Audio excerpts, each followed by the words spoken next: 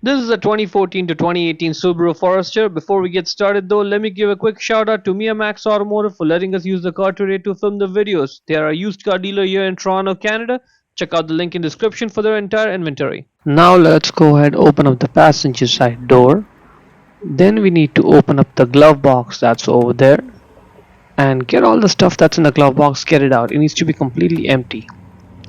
Now we need to first take that dampener arm off, so grab it and simply pull it off and then sort of push it in out of the way. Yep, that is good.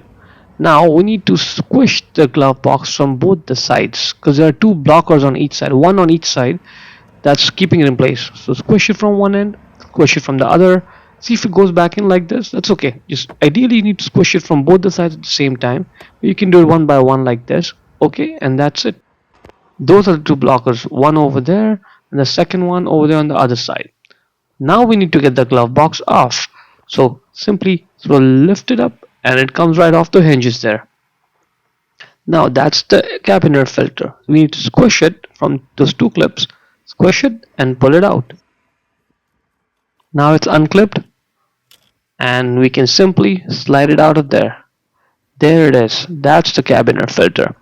Now as you notice, this is the top side which is completely dirty. There's all kind of dirt and particulates which is trapped over there, because the way it works is outside air comes from the top, it gets filtered, the dirt gets trapped, and then clean air goes into the car from the bottom. That's why the bottom side is clean, and that's it. So go ahead, get the new filter and then we'll replace it.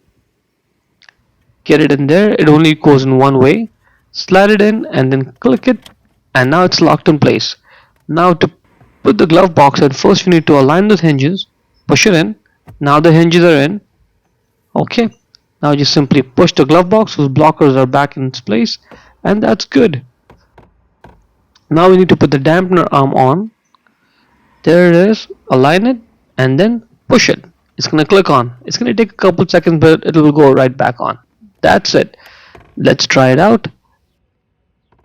That is looking very good, and that's pretty much it. Hope you found it useful.